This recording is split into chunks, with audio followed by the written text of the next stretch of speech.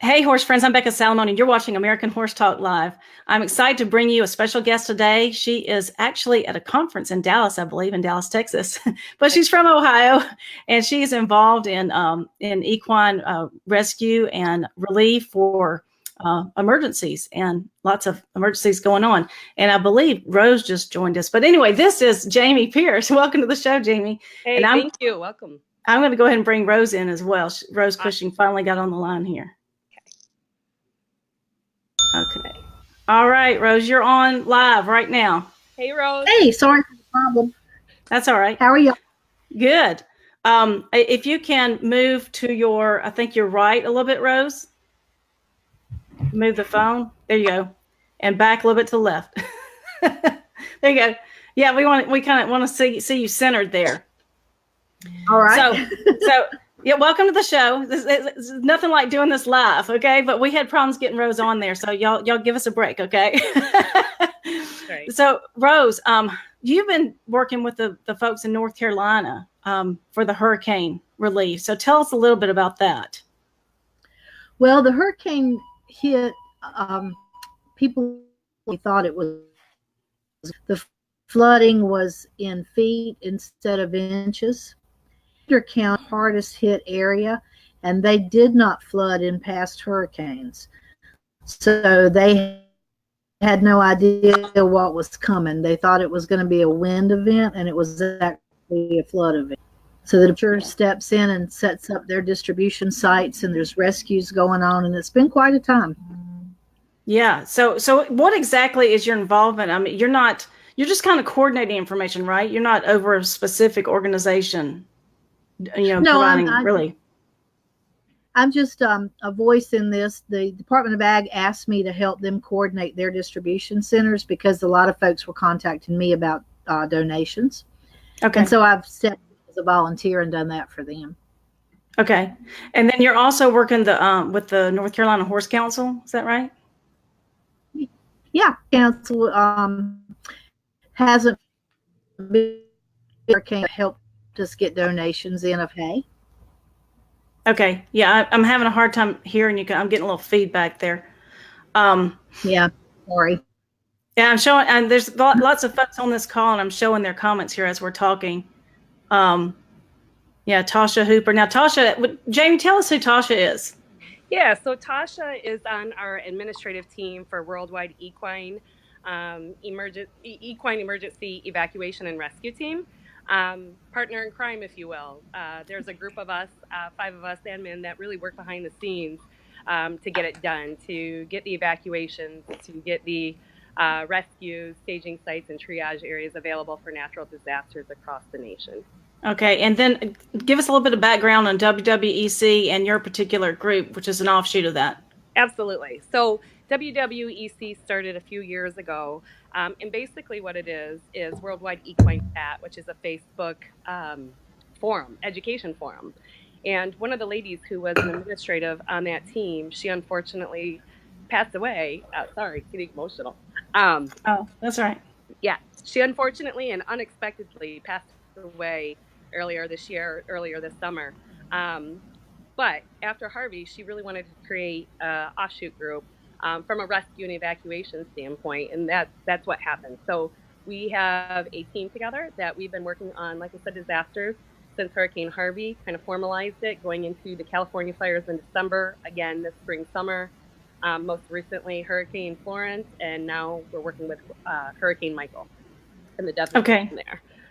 Yeah, and can you give us some idea of how affected these equine owners and the horses are? I mean, what kind of damage are they seeing? Yeah, so what we saw, in Hurricane Harvey, a lot of river rot. And when these horses are standing in the water for long periods of time, that's exactly what's going to happen to them. The direct contact from the sun, they end up getting chemical burns. There's dehydration that happens. There could be weeks that they don't have food, they don't have water.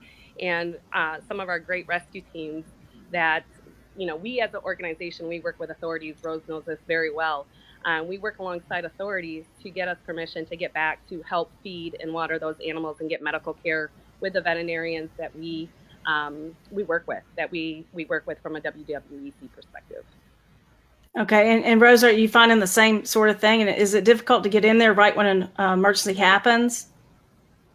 Oh yeah, the floodwaters were really deep, and some of them in place. And I guess it was probably a week to 10 days before the waters went down enough that they could be walked out. So Right. Jamie's group has been really, really great at helping us get stuff in, feed and medicine and different things. And a couple of our local vets in the areas really stepped up to the plate. Christine Long and Ginger Reagan went out on boats and treated these horses where they needed to be treated. Wow. So it's been an interesting kind of an event in that the folks that don't normally flooded, so they were completely unprepared. Okay. Now, up in North Carolina now, are the floodwaters still there, or has everything receded? Everything was gone yesterday, but after the rain that we had last night, I think there was some minor flooding again in some of the places that had previously flooded. Okay. And so the second hurricane, Michael, that just came in, you just got the rain from that, right? We had pretty good wind too yesterday. When? I live near Raleigh, and we had a gust. Okay. So I was reading an article, I believe it was on the WWEC group there, Mhm. Jaime, and I can't remember who wrote it, but it was a really extensive article about what to do, if you're in this situation. Mhm. Do you know which article I'm talking about? It was written by a guy, I think. Probably Mark, our Yes. advocate. Yeah. Yeah. I have to be honest with you. I saw it. I don't know the extent to it. Since I've been in meetings, I've kind of been going in and out of these messages. But yes, Yeah. I know what you're saying too. Mm-hmm. Yeah. It was really a long article there, but it was really good. And I'm going to share it as soon as I get off this show. I didn't have time to share it. Please do. Yeah. And who is he? Is he a vet? No, Mark actually he was one of the founders of WWEC. So he is our fearless leader, if you will. Yeah, he seems to know a lot. So one of the things he was saying is, you can either hunker in and stay there with your horse, or maybe your horse is going to stay and you're going to leave, or you all can leave, and there's, things that you have to do, checklists. Absolutely. And then when it gets all done, it's not finished blowing and storming and rolling everything down and the critters come in, you got to clean all that out before you go back. So you might not want to go back right away. Correct. And he was listing all the different diseases you could face and things like that. It was a really informative article. Yes, absolutely. Yeah. So what do people need to do right now for y'all? Are you looking for donations or That's what? a great question. Rose, just to take a quick step back, with us handling disasters across the nation, we, like I said earlier, mentioned earlier, is that we work hand in hand with local authorities. So a lot of times it's can you hear me? Sorry. A lot of times it's a sit and wait game until we're allowed to go into the floodwaters with our volunteers that are certified water rescue teams.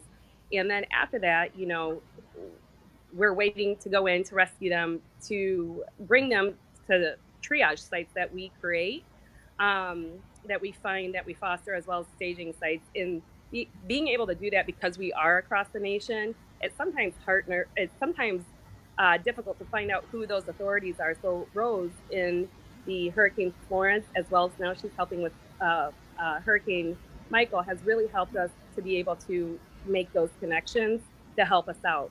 So what we are in need for right now is that in Florida for Hurricane Michael, we have a couple staging sites in Grapeville, South Carolina, in Georgia. We're looking for something in Florida. We are also looking for volunteers. What's different with our group is that we really vet out our volunteers for transport, for delivery of supplies and what have you, because we've learned from the past that unfortunately there's a lot of great people that come out in these disasters, but there's also some that don't. And we've had stealing of horses, we had stealing of supplies and what have you. And so we really try to vet our volunteers in our sites, and we really keep them amongst the equine communities. The word of mouth in the equine community, for the fact that we want to protect the security of the horses, of the owners, and of the volunteers working there as well. So we need staging site, we need a triage area outside of the Panhandle of Florida. We need supplies, we need hay, we need senior grain. Senior grain is so important because it's easier on horses. We still need that in North Carolina. They're going to have probably, Rose, you could probably comment on this, probably a good 4 months, 5 months, that they're going to still need supplies. We're going to need to do the same thing here in Florida. From a medical supply standpoint, we're going to need silver. We're going to need pure raw honey. We're going to need, leg wraps. We're going to need Vetisin. I have a list that I can give you for that. But hay, grain, medical supplies. In North Carolina, we still need a lot of West Nile vaccines and boosters, which I'm imagining we're probably going to need that, as well as some Banamine and what have you, antibiotics in Florida as well. Okay. Yeah, and you're kind of a little bit delayed on your signal, so I was kind of waiting for you to finish there. Rose, we didn't really talk about who you are exactly. I just assume everybody knows, but say who you are and why it's important that you're working with them, because you reach about 4 million people. Is that right? She's the lady. she's the lady. And that's on streaming network, Farm and Ranch TV. So it's nationwide in 42 countries. And I publish Southeast Hoofbeats magazine, and that covers the 10 southeastern states in the United States. So I have a lot of connections in the horse industry and have a pretty broad network. The things that we found here in North Carolina that are a problem and that people might not have thought about is that the southeastern part of North Carolina that was so devastated is grown. So the folks that the hay they had put up lost the hay too. So we are going to be for hay over the winter because the folks that lost theirs, and then there's no more to buy. So Jamie's exactly right. This is a long process back. Another issue that we've seen here is that when you have the floodwaters, you have a lot of pollution in the floodwater. You have hog ponds, you have septic tank systems, you have a lot of stuff. And the horses can't go right back on the grass pasture, even though the grass may look beautiful and green. Mm-hmm. It's containing that grass at this point. So there's a lot of about a big learning curve, but hay will be something that we desperately need all winter long.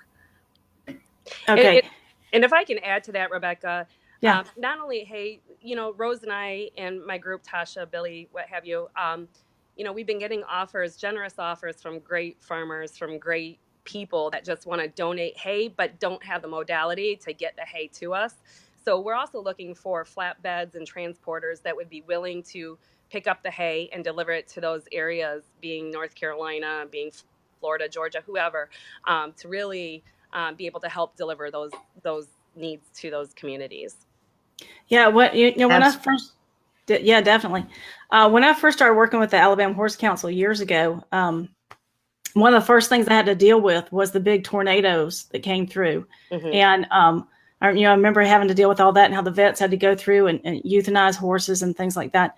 But how are you organizing all of this? Are they just coming to you and Rose is getting the word out, or where is it housed? I mean, is there a place to do that? A website or?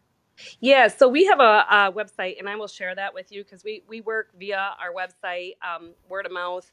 Our name got out quite a bit through Rose and through others within the North Carolina community, and it did in Houston, and it will here in Michael too. But we definitely have triage sites that we will set up and provide veterinarians. There's a lot of veterinarians that want to come out from out of state to volunteer their services, their supplies to be able to help the equine community. And so we will leverage and organize that as well.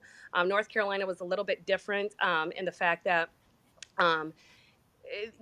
vets could not come in. They were trying to lift that. I don't know where that's at this point in time. So we leverage with local vets in North Carolina. As Rose said, we had two great, wonderful vets, Dr. Christina Long and Dr. Reagan as well. So we have triage areas that we just have to get the word of mouth out to by contacting us via our Facebook page, which I will send to you so you have that link too.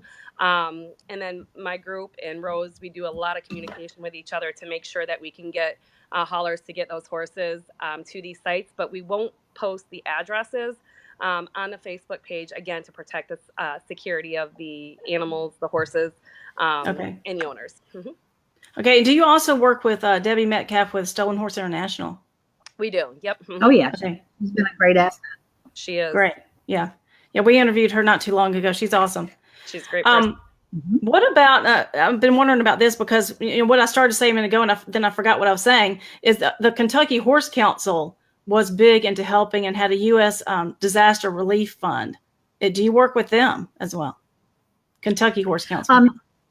Sue Gray has been working with the different horse councils from different states to organize and figure out what they have available as a resource. And I haven't gotten back with her in the last week or so. But Jamie has a site that's open, and it'll remain open for a good long time. And when folks have needs, they can contact us and we can direct them to where. The department much closed down all of their sites now and have one central distribution site in Castle Hayne that's still open. Right. Okay. And just to add to that, yeah, so we closed down our triage site. We had probably about 4 horses that came in, and we worked with the vets to really get them treatment. There really hasn't been a need since, but we do have that staging site in Magnolia still available. That's still going to be available for months to come to store hay and grain for those in the community. Okay. And overall, the horse community's done a really good job at evacuating their horses, or the ones that have sheltered in place have, for the most part, fared pretty well. So we've been very fortunate that we didn't need massive supplies to take care of their animals. Right. Yeah, no, that was going to be my next question, is the differences in how the horses are affected by the different storms. Excuse me.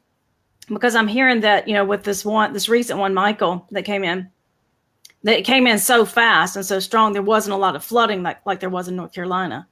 But also then a lot of the horses stayed because they couldn't get out fast enough. Right. Yeah. So everything is unique, I guess. It's unique. And I think Rose had said this earlier, like in North Carolina, we probably have the same situation in Florida. And Rebecca, actually, I think you just shared that too. The fact that now that it has hit, this is where the work really begins, which is the evacuation or the rescue relief, and getting the supplies and getting triage sites set, because we know that these horses are going to need help. Yeah. So this is going to be going on for quite a while. How many months do you think it's going to take to recover from this? Months, years, or what do you see? Anybody?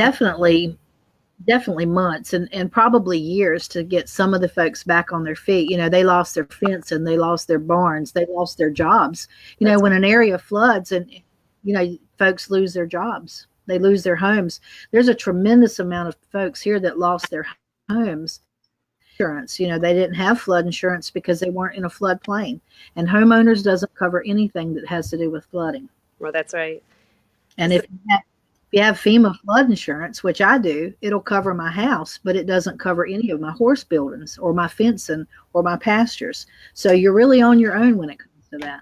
Right. Wow. And the thing is, too, is, to touch on that, exactly what Rose said, this could be months to years. We took in a couple of the horses in North Carolina, and to receive a phone call from somebody that needs help, but they don't know it's going to take them months and years to recover themselves.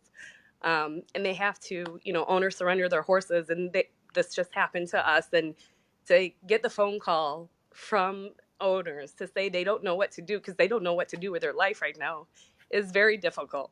And so we try to work with them. We try to find fosters. We try to find fosters that will take them for months, for weeks, years, whatever that is, as well as rescues that will do that. And that's exactly what we did with these people, because they don't know when they're going to be able to rebuild their house, their lives. They've lost everything. Yeah. How many volunteers do you have? Sorry, go ahead, Rose. I was just going to say, something else in place lost their vehicles. We had instances in Pender County where folks would message me and they needed supplies, but they didn't have a way to come get them. So Jamie's group in Magnolia made deliveries. Yeah. And that was really, really awesome. Yeah, and thank you, Rose, for that. And that's what we do, because again, these people have lost everything. They've gone through so much, and we're here to help. We're not here just to help to get the horses out before the hurricane and see ya afterwards. We're here to help. So we have staging sites in Magnolia that we have been delivering supplies from, and we have a staging site also in Graniteville, South Carolina, that we can do the same thing for both of these hurricanes that just happened. Awesome. Now, I read today that one of my friends, Rhonda Johnson with Purina, she's a feed rep, that she's going to be loading up, her trailer with supplies, and I think she's leaving Monday. For other people that are wanting to do that, I'm also hearing that you're getting turned away, that you can go down there and you can drop your supplies wherever you're going, but they'll turn you away because you can't get in. So is there a great place to go to drop that off? Or, all these people that are just heading down there, they need to be coordinated, Exactly. Exactly. You can't just head down there and have nowhere to go, right? And right. So that's so for Hurricane Michael, that's what we're in the process of doing, is setting up a staging site outside of the affected areas within Florida. Again, we have it in Graniteville, South Carolina, where we are actually in the process now of taking in some horses for triage there. But we're looking for that staging site outside of Florida, so we can have people, as you just mentioned, like your friend at Purina, deliver supplies too. So hopefully here in the next 24 hours, 48 hours, we will have that set up. But again, because of authorities turning people away, we at Worldwide Equine, we work with the authorities, and Rose has been very instrumental in helping us out with that. Great. With the contacts she has. Mm-hmm. Now, what are you looking for in a staging site? Are you looking for someone's farm, or what would it be? What would it look like? It's been, in South Carolina, it's been somebody's farm, their house, as well as Magnolia, their farm, and then a staging site. They have a warehouse, and so we're able to lock that as well. Again, we want to protect the security of what supplies and funding that people are giving to us. We want to protect that, and so that those in those communities can use it. So it could be somebody's site, it could be a feed store, it could be rodeos, it could be cowboy churches. Hurricane Harvey, I personally was at a cowboy church in Orange, Texas before I went to a rodeo to work with a small vet team for triage care. So it's really just dependent upon, the property. Can we get large flat beds in there? Can it store big round bales? Does it have covered area to store hay, grain, that type of thing? So. Okay. All right. That delay is throwing me off. I'm sorry, guys. You're okay. Also, obviously you're very emotional about this, Jaime, and I'm on the verge of tears when you're talking about things like that. What are people, how are they getting help with this? I mean, because the people are going to be terribly affected emotionally, destroyed. Mm-hmm. What are they doing? Rose, have you heard anything about that? Well, Farm Bureau here is working together some great people with emotional counseling, with business counseling, and some long-term things to help them get back on their feet. We're a big agricultural state, and the agricultural community has taken a large blow. That's the art of with emotional counseling. But it's a horrible thing. I've been flooded myself. I've been evacuated with ropes tied to trees. And until you've been here, you don't have an idea what it's like. It's the most terrifying thing in the world. And folks are real quick to judge you because you left this or you left that. But when your life is at stake and you're looking it in the eye, you have to do something right that minute. You don't have time to get stuff. Right. So, I hope that people will be compassionate and kind and realize the help that folks need and judgmental of people. Right. Yeah. Jaime, do you have something to say on that? Yeah, I was just going to say, during these disasters, it's not the time to judge. It's the time to come together as one and really to help each other. And that's why working with Rose, all of our awesome volunteers that have came from New Jersey, New York, within North Carolina, South Carolina, Florida, Texas, and working with the vet team, we have one mission, and that's to help the equine community and their horses and them, and help them keep a positive attitude. Like, we're here to help you, and we're here for you. And so it is emotional. Yeah, it is. Now, and how many volunteers do you have total? I can't name them all. It depends on the disaster, really, but we have a awesome group of volunteers I'll speak to the volunteers we just had in North Carolina. We maybe had 20, 25 volunteers that just rolled their sleeves up. What can I do? And got it done. And our hearts go out to them. Yeah, I was just thinking about that, to be a volunteer and it's kind of an ongoing basis. I may be talking over you, I can't tell. It may be an ongoing basis as a volunteer. So are a lot of these people retired or is it just anybody can volunteer? It's anybody. My team and I, we have full-time jobs. So when we're done with our full-time jobs, and a lot of times while we're doing our full-time jobs, we're working on it. Our volunteers, some are retired, most have jobs, and so they're taking away time from their jobs, or they're coming when they can to help volunteer. We'll take anybody at any point in time, and we really coordinate that so we don't have chaos amongst the chaos that's already happening. Yeah, I was just reading a message from my friend on Facebook this morning where she was talking about going down to the Mexico Beach area in Florida and taking her week's vacation to go down there and help. So I thought that was very admirable. Yeah. You guys are angels, a blessing to the whole equine community. Well, thank you. And so are you. You've been instrumental in helping us with contacts as well. Oh, you're welcome. Rose, go ahead. I can't say enough good things about Jaime's organization. One of the things that happens when you have a hurricane is everybody wants to help and they don't know what to do. Jaime's organization, North Carolina's laws and rules, you can't just go to somebody's property and rescue their horse because you don't have jurisdiction. You have to go through the sheriff's department, and they've done an amazing job at being available for anything. I've been very lucky that the equine community's really come together and neighbors helping neighbors. I've been so humbled by seeing that on such a tremendous basis here, that everybody has just come together and worked together beautifully. Mm-hmm. Yeah, yes, and the legal issue comes up all the time in rescue situations.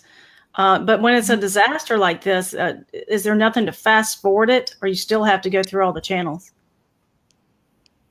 You still have to go through the channels, because if you go to the property and you take the horse, you got to account for what you did with him. Yep. Yeah. And if you're not an animal control agent or authorized by the sheriff's department or the animal control, you don't have the authority to go rescue an animal. That's right. Yep. So if animal disappears, they have legal recourse against you. It's a lot to think about. Yeah. So it's better to just make donations of supplies and money. Yes. Right. And that's the thing too with our group is, prior to the disaster hitting, so prior to Florence hitting, we evacuated many horses within the equine community. But what we do is we track them. Like, we know where they're going. We set up with different boarding facilities, different people that we vet again. We know where they're going, and we track them when they return back home too. Because again, we've seen in the past where there have been horses that have been stolen through the chaos, and so we really track that from the time they leave the property to the time they get back home to their property as well, to the best that we can. Okay. Well, do y'all want to share anything else? Have we covered everything you want to talk about? Anything you want to put out there in terms of contacting you? Anything like that? Well, it's just very important for plan and let Florence and Michael be a lesson, because of all the horses I saw rescued, I didn't see any that had phone numbers or cow tags or identifying things on them. Not one single horse. Wow. And that's something that you really got to do, because if you got 10 red horses in the pasture, you got to be able to tell which one's yours. That's right. So education and developing a more critical and a smooth time through this disaster. Yeah, I think advanced preparation is key here. And every time a disaster happens, we think about that and then we forget. That's right. Yep. Mm-hmm. Yeah. Yeah. Jamie, do you have any last words before we go? I do. I just want to say, first of all, thank you to all of our volunteers throughout all the disasters. Thank you to Rose. Thank you, Rebecca, for really connecting us with the proper authorities, with the proper people within the states these disasters happen. We couldn't do any of this without you, without our volunteers. And so, we need volunteers. We need transport. We need trailers. We need supplies. I can give you the list, but if you'd like to volunteer and to help our organization, we would really appreciate you. And just contact us. I'll give you, again, the contact information via our Facebook page, as well as my number and Tasha's number. Rose has my information as well. But we are here to help. Have hope. We're here to help with that. Awesome. Well, thank you so much to both of y'all for joining me today. I'd like to get this set up where people can come in and talk with you. And I think as we go on, people are learning how to use this new technology. I know I am. So I just appreciate, sticking with me through all these technical issues. And I think it's going to be a really good tool for us, especially in situations like this. So thank y'all again. I do too. I think it's great. Yeah. Thank you, Rebecca. All right. And guys, make sure you go to the American Horse Talk page to like that so you can get our updates of when we go live. You have to actually be on the page to make comments for me to see them here and show them on the screen. And if you want to download the BeLive.tv app, you can actually join in some of these shows, and I'll bring you into the show and you'll be live with us and you can talk to these people. So do that. Go to the American Horse Talk group and help us share love of country and love of horse. All right, guys. Thank you so much. And give us an update soon, okay? Will do. Thank you. Okay. Great. Thank you so much. Okay. Bye-bye. Bye. Bye.